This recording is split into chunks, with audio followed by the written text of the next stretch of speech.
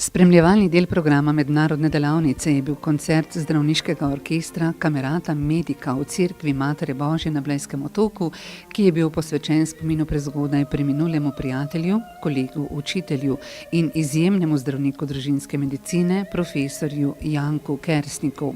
po katerem je tečaj dobil tudi ime in spominu na profesorja Alija Dermelja, ki je na Bledu združeval in povezoval medicino ter glasbo.